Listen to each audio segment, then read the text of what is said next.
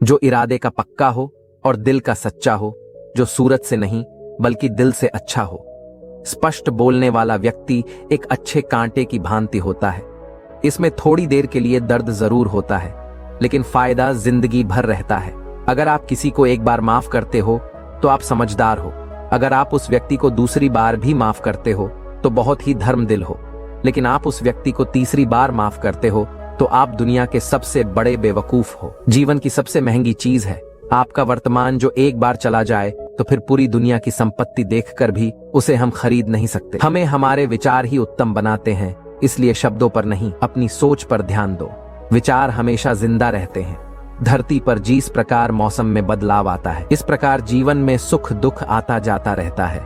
बुराई तो तुम्हें हजारों की भीड़ में भी ढूंढ लेगी, ठीक इस प्रकार जैसे गायों की झुंड में बछड़ा अपनी मां को ढूंढ लेता है। तो एक संत की संगत के कारण कैसे एक चोर का जीवन बदल गया। जो चोर दिन रात चोरी करता था, उस संत को दिए एक वचन के कारण उस चोर ने चोरी करना छोड़ दिया। उसकी यह बुरी आदत हमेशा हमेशा के लिए छूट गई। वह कौन सा वचन था जो संत ने उस चोर से लिया था? तो दोस्तों, कहानी बड़ी ही शिक्षाप्रद और महत्वपूर्ण होने वाली है। मेरा आपसे निवेदन है कि इस कहानी को पूरा सुनना और वीडियो के अंत तक हमारे साथ में बने रहे। दोस्तों, एक बार की बात है कि किसी गांव में एक संत रहते थे। वह संत जी हमेशा लोगों को अच्छी बातें बताया करते थे। एक बार की बात है कि रात के समय जंगल के रास्ते से वह संत कहीं जा रहे थे तो रास्ते में उन्हें एक व्यक्ति मिला। वह व्यक्ति चोर था और चोरी करने की नीयत से वह निकला था। उस संत ने देखा तो जब चोर की नजर एक दूसरे पर पड़ी तो चोर ने छिपने की कोशिश की। वह संत कहने लगे कि भाई तुम कौन हो और मुझे देख करके क्यों छिप रहे हो? उस चोर ने संत से कहा कि मैं आपको जानता हूं, प्रणाम मुनिवर, और कहने लगा कि महाराज, मैं एक चोर हूं और चोरी करने के लिए जा रहा हूं। आप इतने महान संत हैं, मैं आपसे झूठ नहीं बोल सकता। संत ने कहा कि भाई, यह धंधा छोड़ दो और कोई ऐसा काम करो जिससे तुम्हें किसी को देख करके किसी प्रकार का डर ना लगे। और यदि ऐसा काम करते हो कि किसी को देखकर तुम्हें डरना पड़े और छिपना पड़े तो यह काम क्यों करना, इसे छोड़ दो।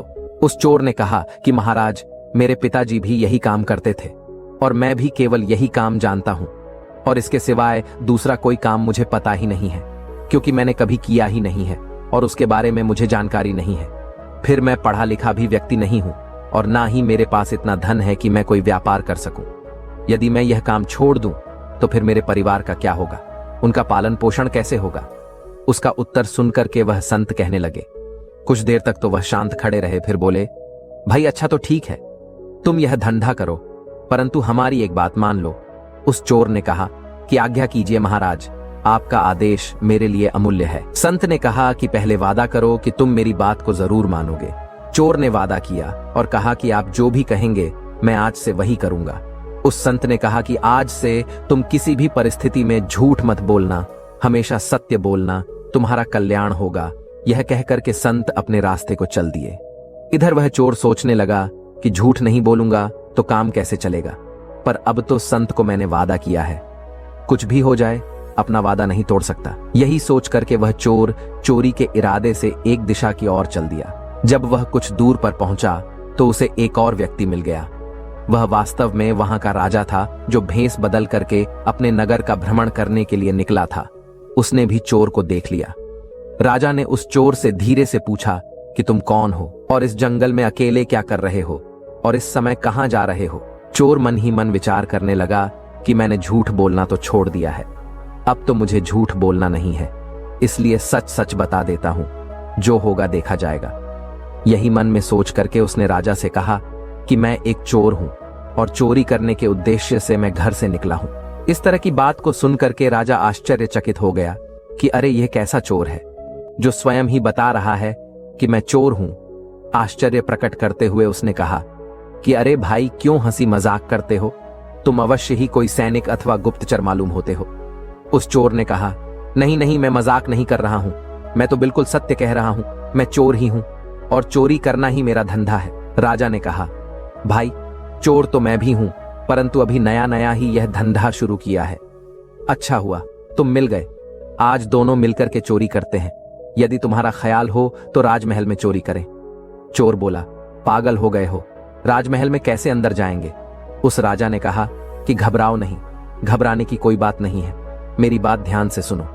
मैं पहले राजमहल में नौकर था, परंतु राजा ने किसी बात पर नाराज होकर के मुझे नौकरी से बाहर निकाल दिया था। क्योंकि राजा ने मुझे निकाला था, इसलिए दूसरा कोई मुझे नौकरी देने को तैयार नहीं हुआ। इसलिए मैंने यह धंधा अपनाया है। मुझे राजमहल के एक एक गुप्त द्वार का पूरी तरह से पता है, किधर से आना है और किधर से जाना है, ये मुझे भली भांति पता है। चलो आज राजमहल में अपना भाग्य आजमाते हैं। इतना कह करके राजा उस चोर को साथ लेकर के राजमहल की ओर चल दिए। तब उस चोर को बिल्कुल भी अंदाजा नहीं था कि उसके साथ जो व्यक्ति है वह खुद एक राजा है।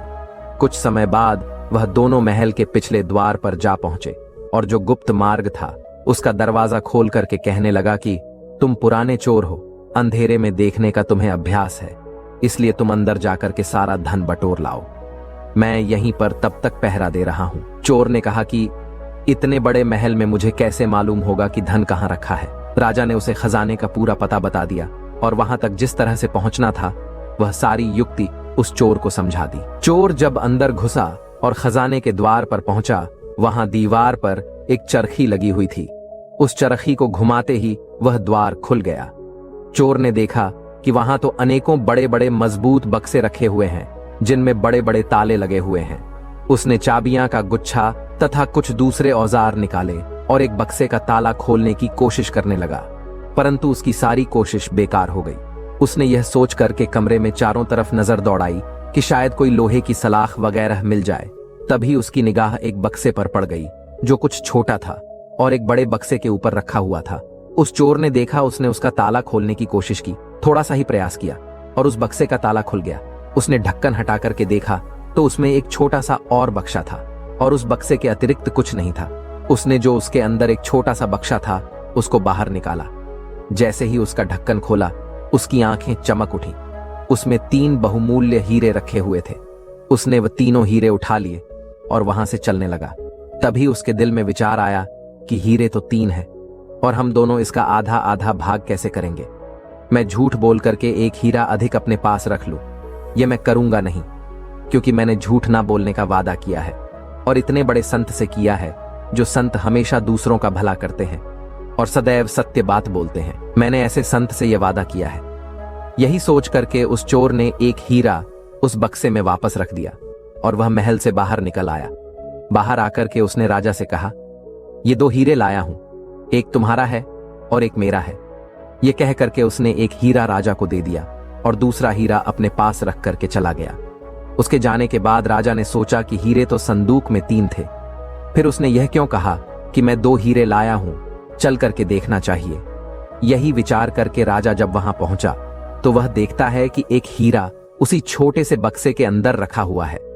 यह देख करके वह राजा बड़ा हैरान हुआ कि यह कैसा चोर है जो चोरी भी करता है और सच भी बोलता है। राजा ने उस खजाने का द्वार खुला छोड़ दिया और अपने सैन कक्ष में जाकर के वह राजा सो गया। जब सुबह हुई और थोड़ी देर हुई तो हल्ला मच गया कि राजमहल के खजाने में चोरी हो गई। चारों तरफ यही चर्चा होने लगी। राजा ने अपने मंत्री को बुलाया और चोर के बारे में पता लगाने के लिए कहा। राजा के कहा कि खजाने का द्वार खुला हुआ मिला है, अवश्य ही यह किसी चोर का काम है और अति शीघ्र इसकी जांच करो और उस चोर का पता लगाओ कि वह कहां रहता है और उसने चोरी क्यों की। मंत्री ने कहा कि जो आज्ञा महाराज। यह कहकर मंत्री खजाने वाले कमरे में पहुंचा। सब बक्से जैसे के तैसे रखे हुए थे, केवल एक छोटे बक्से का एक ढक्कन खुला हुआ था। उसने उसमें एक छोटा सा जो बक्सा रखा हुआ था उसको निकाल करके देखा तो उसमें एक हीरा अभी भी रखा हुआ था। मंत्री को पता था कि ये जो बक्सा है इसमें 3 बहुमूल्य हीरे थे। वह सोचने लगा कि ऐसा मालूम पड़ता है कि किसी चोर ने जल्दी में एक हीरा यहीं छोड़ दिया है। अब क्यों ना यह हीरा में रख लूं, चोरी तो हुई ही है।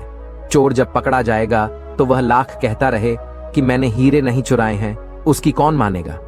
यही सोच करके उस मंत्री ने वह हीरा अपने पास रख लिया और फिर राजा को आकर के सूचना दी कि सारे बक्से ठीक ठाक रखे हैं, केवल एक जो बक्सा था जो छोटा था वही खोला गया है और उसमें 3 हीरे रखे हुए थे। वह तीनों हीरे चोर लेकर के चला गया। मंत्री की बात को सुनकर के राजा मन ही मन मुस्कुराने लगा। उसने मंत्री को शीघ्र ही चोर की तलाश करने का आदेश दे दिया। चारों तरफ उस चोर की तलाश शुरू हो गई और सिपाहियों ने जल्द ही चोर को पकड़ लिया गया। और उस चोर को राजमहल ले आए। राजा के दरबार में जब उस चोर को पेश किया गया तो राजा ने चोर से कहा कि क्या तुमने रात में राजमहल में घुस करके हीरे की चोरी की है? चोर ने हाथ जोड़ करके कहा कि हाँ महाराज, चोरी तो मैंने ही की है और मैं इसका दंड भुगतने के लिए तैयार भी हूं, परंतु मेरे साथ एक अन्य चोर भी इसमें शामिल था। मंत्री ने पूछा, वह कौन है? उसका नाम बताओ। चोर ने उत्तर दिया कि मैं उसका नाम नहीं जानता और ना ही यह जानता हूं कि वह कहां रहता है। मैंने रात में पहली बार उसको देखा था और उसी समय पहली बार उससे मेरी मुलाकात हुई थी और उसी ने मुझे उस गुप्त द्वार के बारे में भी बताया था और खजाने तक जो रास्ता पहुंचता है वहां तक सारा रास्ता उसने मुझे बताया था। चोर की बात को सुनक के मंत्री कहने लगा कि वाह, कैसी कहानी बनाई तुमने। उसका नाम पता कुछ पता नहीं तुम्हें? जल्दी से बता दो, वरना तुम्हारी खाल खींच दी जाएगी और तुम्हें सूली पर लटका दिया जाएगा। चोर कहने लगा कि आप जो चाहे मेरे साथ करें, परंतु मैं जो भी कहता हूं वह सच कहता हूं। मुझे उस व्यक्ति का नाम तो नहीं पता है। मैं रात की सारी घटना आप लोगों को कहता हूं। यह कहकर उसने रात की जो भी घटना घटी थी, जैसी भी घटी थी, वह सारी घटना राजा को बता दी और वह हीरा जो उसके पास था निकाल करके राजा के सामने रख दिया। यह देख करके मंत्री क्रोध से भड़क उठा। मंत्री ने कहा, तुम चोर हो, तुम्हारी बातों पर विश्वास नहीं किया जा सकता। तुम कहते हो कि तुमने केवल 2 हीरे चुराए हैं और उसमें एक हीरा तुमने अपने एक साथी को दिया है, परंतु चोरी तो 3 हीरे की चोरी हुई है।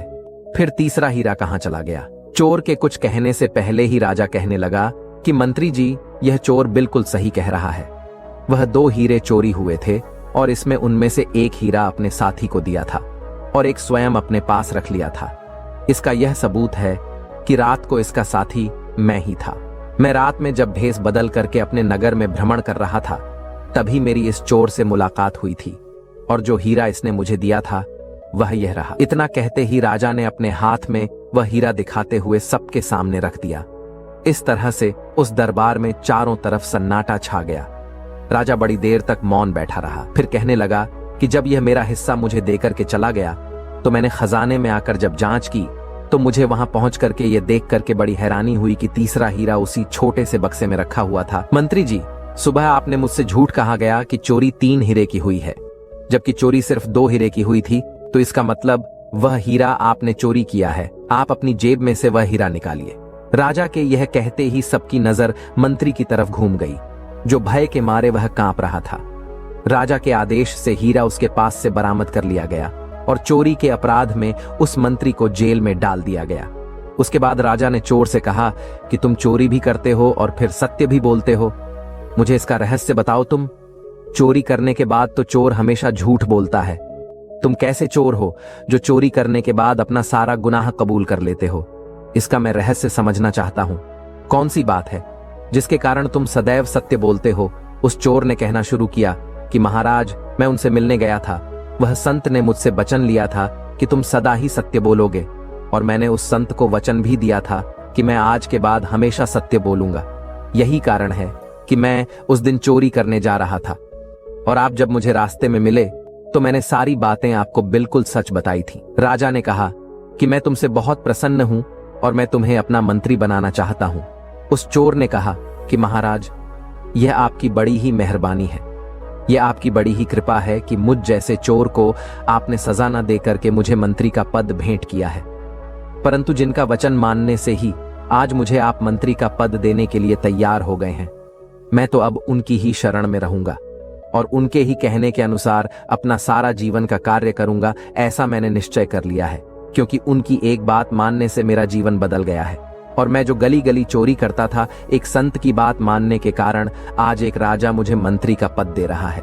क्यों ना मैं उनकी संगति करूं और उनके बताए हुए सारे रास्ते पर चलूं, जिससे मेरे जीवन का सुधार हो जाए। उस चोर की बात को सुन करके राजा बहुत प्रसन्न हो गया और राजा ने उस चोर से कहा कि जाइए, आप उस संत की सेवा करो, क्योंकि संत ने आपका जीवन सुधार दिया है। दोस्तों, एक संत की संगति के कारण उस चोर का पूरा जीवन बदल गया। दोस्तों, यह कहानी आपको कैसी लगी है, एक प्यारा सा कमेंट करके जरूर बताएं और यह वीडियो आपको पसंद आया है तो वीडियो को एक लाइक करके चैनल को सब्सक्राइब जरूर करें। तो मिलते हैं अगले वीडियो में, तब तक अपना और अपनों का ख्याल रखें। धन्यवाद।